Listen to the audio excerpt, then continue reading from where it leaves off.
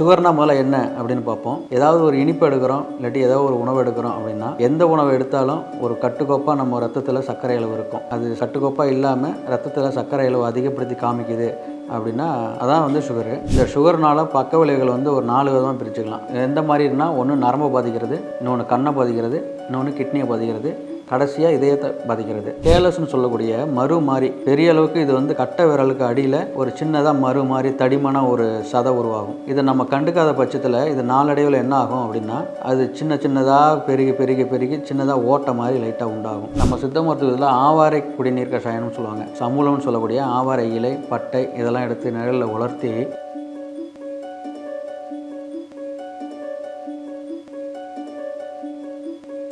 Health cafe நேயர்களுக்கு வணக்கம். இன்றைக்கி நம்ம எதை பற்றி பார்க்க போகிறோம் அப்படின்னா, டயபெட்டிஸ் மெலிட்டஸ் அப்படின்னு சொல்லக்கூடிய பரவலாக சொல்லக்கூடிய சுகர், அதை பற்றி தான் பார்க்க போகிறோம்.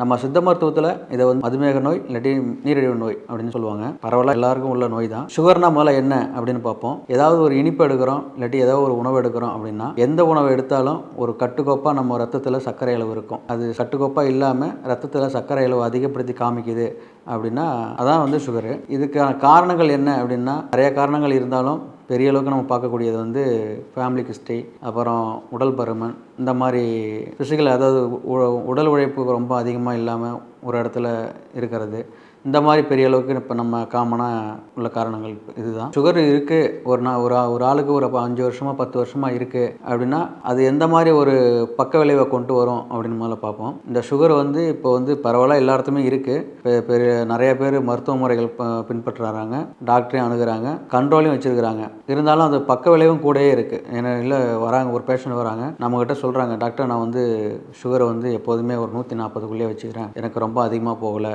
அப்படின்னாலுமே அதோட காம்ப்ளிகேஷன் இருக்குது. சில பேர் மருந்து மாத்திரைகள் எதுவும் எடுக்கிறது கிடையாது. நான் மருந்து மாத்திரைகள் எடுக்காமல் சுகர் வந்து நார்மலாக இருக்குது அப்படின்னு ஒரு அலட்சியமாக நிறையா இருக்கிறது உண்டு. இது நாளடைவில் இப்போ உடனே எந்த பிரச்சனை பண்ணாமல் இருந்தாலும், இது நாளடைவில் வருஷம் ஆக ஆக இதோட காம்ப்ளிகேஷனை வந்து பெரிய அளவுக்கு பாதிப்புக்கு உள்ளாகும். எப்படி வரும்னா, இந்த சுகர்னால பக்க விளைவுகள் வந்து ஒரு 4 விதமாக பிரிச்சுக்கலாம். எந்த மாதிரினா, ஒன்று நரம்பை பாதிக்கிறது, இன்னொன்று கண்ணை பாதிக்கிறது, இன்னொன்று கிட்னியை பாதிக்கிறது, கடைசியாக இதயத்தை பாதிக்கிறது. நரம்பு பாதிக்கிறது வந்து நம்ம வந்து டயபெட்டிக் நியூரோபதின்னு சொல்லுவோம். கண்ணை பாதிக்கிறது வந்து டயபெட்டிக் ரெட்டினோபதின்னு சொல்லுவோம். அதுக்கப்புறம் கிட்னியை பாதிக்கிறது வந்து டயபெட்டிக் நெஃப்ரோபதின்னு சொல்லுவோம். கடைசியாக இதயத்தையும் பாதிக்கும். சுகர் நமக்கு வந்துடுச்சு அப்படின்னு நமக்கு தெரிஞ்சாலே அது மேலே பெரிய அளவுக்கு நம்ம கவனம் செலுத்தி உணவு பழக்க வழக்கத்தை ஒரு ஆரோக்கியமான உணவை எடுக்கும் பட்சத்தில் இது வந்து இந்த பக்க விளைவுலேருந்து முழுமையாக நம்ம வந்து நம்மளை தற்காத்து கொள்ளலாம். எந்த மருந்து எடுத்தாலும், அது ஆங்கில மருந்து எடுத்தாலும் சரி, இல்லை சித்த மருத்துவம் எடுத்தாலும் சரி. சில பேர் மருத்துவ முறைகள் எடுக்காமலேயே டயட்டு ஃபாலோ பண்ணுறவங்களும் நிறையா இருக்காங்க. அதுக்கு வந்து நம்ம டயட்டு, மொத்தம் ஃபிசிக்கல் ஆக்டிவிட்டி, எக்ஸசைஸு, இந்த மாதிரி நீங்கள் ஃபாலோ பண்ணிங்கன்னா நீங்கள் எந்த மருந்தும் எடுக்க தேவையில்லை. ஒரு குறிப்பிட்ட நாளுக்கு மேலே சுகர் இருக்குது அப்படிங்கிறப்ப நீங்கள் அதில் ரொம்ப கவனம் செலுத்துறது ரொம்ப அவசியமானது. இந்த டயபெட்டிக் நியூரோபதி அப்படிங்கிறது எப்படி ஸ்டார்ட் பண்ணோம் அப்படின்னா, ஒரு ஆரம்ப காலத்தில் சின்னதாக ஒரு லைட்டாக கால் எரிச்சல் இருக்குன்னு சொல்லுவாங்க. சில பேர் சின்னதாக மரத்து போனது அப்படிம்பாங்க. இதை கண்டுக்காமல் இருக்காங்க, இல்லாட்டி மரத்து போடாமல் இருக்கிறாங்கன்னா இன்னும் அதிகமாகி கால் நல்லா மறுத்து போயிடும். அதாவது காலில் மெத்தில் நடக்கிற மாதிரி இருக்கும். அவங்க நடக்கிறாங்க அப்படின்னா ஏதோ மெத்தில் நடக்கிற மாதிரி இருக்கும். ஒரு செருப்பு போடுறாங்க அப்படின்னா அந்த செருப்பு காலில் இருக்கா இல்லையானே தெரியாது. சில பேர் நடந்து போயிட்டு இருக்கும்போதே அந்த செருப்பு வந்து தானாக கண்டுட்டு ஓடும். இதுதான் இந்த டயபெட்டிக் நியூரோபதியில் உள்ளது. இதில் சில பேர்த்துக்கு இந்த மாதிரி கண்டிஷனில் இருக்கிறவங்க முள் குத்துனாலும் சரி, ஏதாவது கல் குத்துனாலுமே எதுவுமே ஒரு உணர்வு இல்லாமல் யாராவது பார்த்து சொன்னால் தான் உண்டு. என்ன சார் இந்த மாதிரி என்ன காலில் என்ன மாதிரி அடிபட்டிருக்கா அப்படின்னு கேட்டால் தான் உண்டு. இந்த மாதிரி கண்டிஷனில் இருக்கிறவங்க பெரிய அளவுக்கு ஷூ மாதிரி இல்லாட்டி பெல்ட்டு மாற்ற செருப்பு போட்டுக்கிறது ரொம்ப நல்லது. இது மருத்துவ முறைகள் எடுத்தால் உடனே சரியாயிரும். அப்படி இல்லைன்னா இது ஒரு தற்காப்புக்காக சொல்கிறேன். ஆனால் அதை வந்து நீங்கள் அப்படி இருக்கக்கூடாது. உடனே ஒரு டாக்டர் அணுகி அதுக்கான மருத்துவ முறைகள் எடுக்கிறது உடனே நல்லது. இந்த மாதிரி கண்டிஷனில் செப்பல் காலில் இருக்கா இல்லையான்னு தெரியாத பட்சத்தில் இந்த மாதிரி பெல்ட்டு செருப்பு அணிஞ்சிக்கலாம் அப்படின்னு ஒரு ஐடியா தான், வேறு ஒன்றும் இல்லை. அதுக்கப்புறம் இந்த காலில் இதே கண்டுக்காமல் பட்சத்தில் சில பேருக்கு என்ன அப்படி ஆகும்னா, கேலஸ்ன்னு சொல்லக்கூடிய மறு மாதிரி பெரிய அளவுக்கு இது வந்து கட்டை விரலுக்கு அடியில் ஒரு சின்னதாக மறு மாதிரி தடிமான ஒரு சதை உருவாகும். இதை நம்ம கண்டுக்காத பட்சத்தில் இது நாளடைவில் என்ன ஆகும் அப்படின்னா, அது சின்னதாக பெருகி பெருகி பெருகி சின்னதாக ஓட்ட மாதிரி லைட்டாக உண்டாகும். ஏதோ மழை காலம் இருக்குது, இல்லை வீட்டில் நம்ம பாத்திரம் விளக்குறவங்க, லேடிஸாக இருந்து பாத்திரம் விளக்குறவங்க, ஜென்ஸாக இருந்தால் நிறைய மண் வேலைக்கு போகிறவங்க என்ன ஆகும்னா, அந்த மண் ஓட்டு உள்ளே போயிட்டு இன்ஃபெக்ஷன் ஆகி புண்ணாக மாறிடும். புண்ணாக மாறிடும் அப்படின்னா டயபெட்டிக் உண்டாக மாறிடும். டயபெட்டிக் உண்டா ஆனது தெரியும், அவங்கள்ட்ட இருக்கிறவங்கள கேட்டால் தெரியும். ரொம்ப கஷ்டம். டெய்லி போயிட்டு ட்ரெஸ்ஸிங் பண்ணணும். ஒரு நாளைக்கு 1000 2000 செலவாகும். புண்ணு ஆறவும் செய்யாது. என்ன மருந்து போட்டாலுமே அந்த சுகரை வந்து கண்ட்ரோல் கொண்டு வந்து ஒரு அளவுக்கு கண்ட்ரோலில் இருந்தால் தான் அது சரியாகும். அப்படி இல்லைன்னா அது சரியாகாது. அதனால் அந்த அளவுக்கு விட வேண்டாம் அப்படிங்கிற மாதிரி நான் சொல்கிறேன். இது ஒரு மரு அப்படிங்கிற மாதிரி தான் நம்ம எடுத்துக்கணும். நம்ம சித்த மருத்துவத்தில் நிறைய காளானி களிம்பு அப்படின்னு இருக்குது.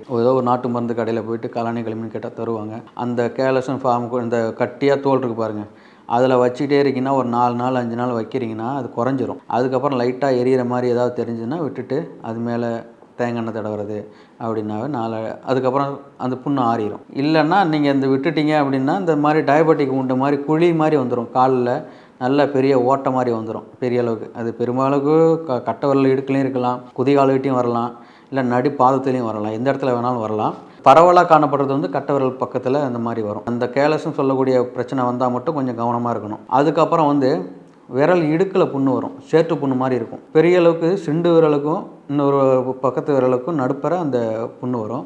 அதையும் நீங்கள் கவனம் செலுத்தாமல் இருந்தீங்கன்னா அது நாளடைவில் பெருசாக ஆகி இந்த டயபெட்டிக் உண்டு மாதிரி தான் அதுவுமே. இது கண்டுக்காமல் இருந்தீங்கன்னா அது நாளடைவில் கால் எடுக்கிற அளவுக்கு கூட ஆகும்.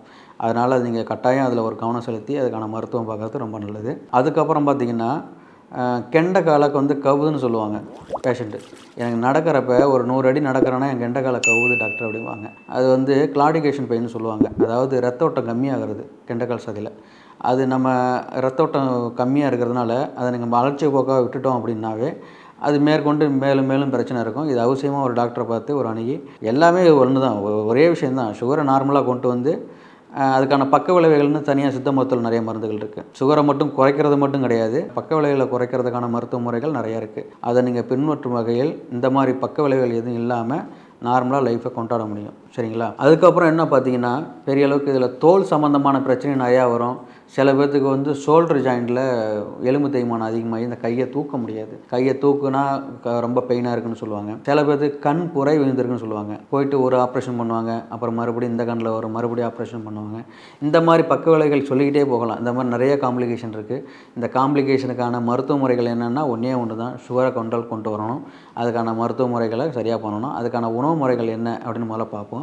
இதுக்கான உணவு முறைகள் என்னென்னா, இப்போ நிறைய நம்ம மருத்துவமனையில் வரவங்க நான் கருப்பு கவனி எடுக்கிறேன், மாப்பிள்ளை சம்பா எடுக்கிறேன், நான் சோளம் எடுக்கிறேன், கம்பு எடுக்கிறேன் அப்படின்னா, நம்ம ப்ராக்டிஸில் என்னென்னா உங்களுக்கு சுகர் குறையணும், கட்டாயமாக டாக்டர் எனக்கு குறையணும் அப்படின்னு நினைக்கிறவங்களுக்கு எண்ணி ஒரு 10 நாள் ட்ரீட்மெண்ட்டு தான். 10 நாள் ட்ரீட்மெண்ட்டுங்கிறத விட உணவு பழக்க வழக்கத்தை மாற்றுங்க. இந்த 10 நாள் உணவு பழக்க வழக்கத்தை என்ன மாற்றணும் அப்படின்னா, குதிரைவாளின்னு ஒரு அரிசி இருக்குது. இந்த அரிசியை வந்து நம்ம இட்லியாகவும் காலையில் செஞ்சுக்கலாம், நைட்டு தோசை இட்லி இந்த மாதிரி செஞ்சுக்கலாம், மதிய உணவாக பயன்படுத்திக்கலாம். 3 நேரமும் இந்த குதிரைவாளி அரிசியை 3 நேரமும் எடுத்துக்கிட்டே வரீங்க அப்படின்னா, நீங்கள் மாத்திரை இப்போ ஒரு 3 வேளை போடுறீங்க மாத்திரை அப்படின்னா, நீங்கள் 2 வேளை 1 வேளையை மாற்றி மறுபடியும் 0 கொண்டு வந்துடலாம், மாத்திரை இல்லாமல் கொண்டு வந்துடலாம். இந்த ஒரு அரிசியை மட்டும் ஃபாலோ பண்ணால். மருத்துவ முறைகள் 1000 இருந்தாலுமே சாப்பிட்ற உணவு ரொம்ப முக்கியம். குதிரைவாளி அரிசியை 3 நேரமும் நீங்கள் பயன்படுத்திக்கிட்டு கூட காய்கறிகள் பயன்படுத்திட்டு வரீங்க பட்சத்தில் இந்த சுகர் வந்து ஒரு 400 500 இருக்கிற சுகர் கூட ஒரு வாரத்தில் 120 130 வரும். நீங்கள் ட்ரை பண்ணி பாருங்கள், ரொம்ப பயனுள்ள தகவலாக இருக்கும் இது. அதுக்கப்புறம் என்ன அப்படின்னு பார்த்தீங்கன்னா, நம்ம சித்த மருத்துவத்தில் ஆவாரை குடிநீர் கஷாயம்னு சொல்லுவாங்க.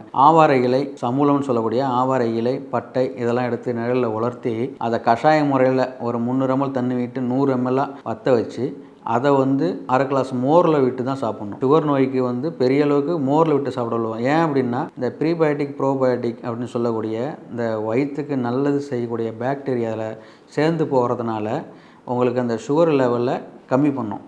அதுவும் ஒரு ரீசன் தான். அதனால் அதை வந்து மோரில் கலந்து சாப்பிட்றது ரொம்ப நல்லது. வாரம் இல்லாட்டி ஒரு மந்த்லி ஒரு டைம் வந்து நீங்கள் டெஸ்ட் எடுத்துக்கிறது நல்லது. சுகர் அதிகமாக இருக்கா குறைஞ்சிருக்கா, இல்லாட்டி 3 மாதத்துக்கு ஒரு டைம் ஒரு HbA1c ஒரு டெஸ்ட்டு எடுத்துக்கிறது நல்லது. கூட இருக்கா குறைச்சல் இருக்கா அப்படின்னு ஒரு ஃபாலோவில் இருக்கணும் சுகர் பேஷண்ட்டு. அதை ஒரு நோயை இல்லாமல் ஒரு குறைபாடாக நினச்சிக்கிட்டு நம்ம ஒரு ஃபாலோவில் இருந்துக்கிட்டே இருந்தோம்னா இதோட பக்க விளைவும் வராது, இதனால் எந்த தொந்தரவும் இருக்காது, நார்மல் லைஃப்பை கடந்துட்டு போயிடலாம். இது ஒரு பிரச்சனையாகவே பண்ண தேவையில்லை. சுகர் வந்துருச்சு வரவங்க ஃபுல்லாமே ஃபேமிலியும் போட்டு டார்ச்சர் பண்ணிக்கிட்டு இந்த மாதிரி ஒரு சூழல் இருக்குல்ல, அது வேண்டாம். சுகர் வந்துச்சுன்னா வந்துருச்சு, அவ்வளோதான்.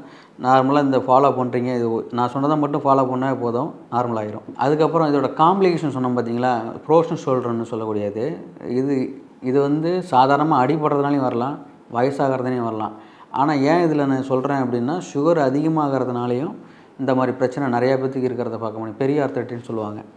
அதுக்கு வந்து நம்ம என்ன பண்ணணும்னா, முதல்ல சுகரை தான் கண்ட்ரோல் பண்ணணும். சுகரை கண்ட்ரோல் பண்ணிக்கிட்டு அதுக்கான மருத்துவ முறைகள் எடுக்கணும். இன்னொன்று, சில பேர் இன்சுலின் எடுப்பாங்க.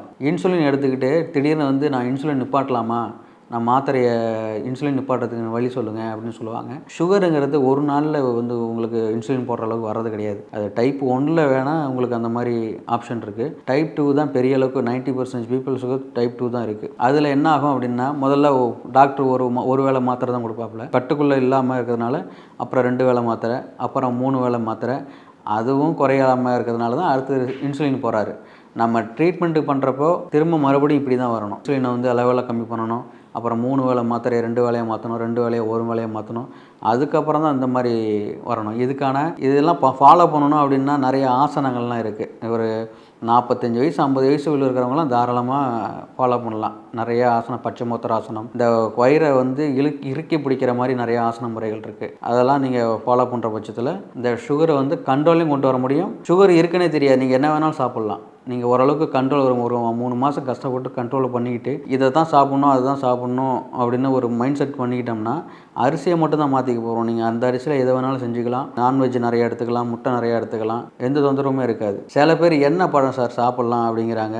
நம்ம சுகரை பொறுத்தவரை லோ கிளைசமிக் ஃபுட்டுன்னு நிறையா பழங்கள்னே இருக்குது.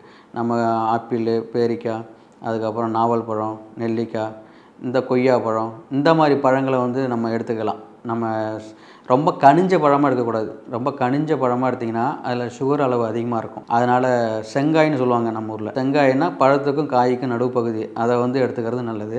இதை எடுத்துக்கிறது நல்லது அப்படிங்கிற பட்சத்தில் நிறைய பேர் ஜூஸாக போடுவாங்க. ஜூஸாக போடக்கூடாது, மென்று தான் சாப்பிட்ணும். மென்று சாப்பிட்ற பட்சத்தில் தான் நம்ம உடம்புக்கு தேவையான ஃபைபர், நார் சத்து நிறைய கிடைக்கும். அதனால் மென்று சாப்பிட்றது நல்லது. சாப்பிட்ட ஜூஸாக குடிக்கிறீங்கன்னா உடனே சுகர் அதிகமாகும். சாப்பிட்றீங்கன்னா மெதுவாக கிராஜுவலாக மெதுவாக கொஞ்சம் கொஞ்சமாக மேலே ஏறும். அதனால் பழங்களை வந்து மென்று சாப்பிடுங்க, ஜூஸாக சாப்பிட வேண்டாம். நான் சொன்ன பழங்கள் மட்டும் எடுத்துக்கங்க. மற்றபடி ரொம்ப கனிஞ்ச பழமோ ரொம்ப இனிப்பான பழமோ தவிர்த்துக்கிறது ரொம்ப நல்லது. சில பேர்த்துக்கு இந்த குதிரைவாலி அரிசி ஒத்துக்கலைன்னு சொல்லுவாங்க. அவங்களுக்கு வந்து மாப்பிள்ளை சம்பா, அடுத்த கேட்டகரியில் உள்ளது மாப்பிள்ளை சம்பா, அது ஒத்துக்கலைன்னா மாப்பிள்ளை சம்பா எடுத்துக்கங்க. அது எல்லாத்துக்குமே பெரிய அளவுக்கு ஒத்துக்கும். மாவு சத்து குறைச்சிக்கிட்டு இந்த மாதிரி உள்ள உணவு எடுக்கிற பட்சத்தில் சுகரு ஈஸியாகவே கண்ட்ரோல் ஆகிரும். அதுபோக நம்ம சித்த மருத்துவத்தில் மதுமேக சூரணம், கஷாயம், இந்த மாதிரி மருத்துவ முறைகள் நிறையா இருக்குது. அது ஒரு மருத்துவர் அணுகி உங்களுக்கான டோசேஜ் அவர் சொல்லுவாங்க. அதுபடி எடுக்கிற பட்சத்தில் இதில் வந்து முற்றிலுமாக வெளியே வந்துடலாம். நன்றி, வணக்கம். இந்த வீடியோ உங்களுக்கு பிடிச்சிருந்தா லைக் பண்ணுங்க, ஷேர் பண்ணுங்க, கமெண்ட் பண்ணுங்க. மறக்காம ஹெல்த் கஃபே தமிழ் சேனலை சப்ஸ்கிரைப் பண்ணிட்டு பெல் பட்டனை கிளிக் பண்ணிடுங்க.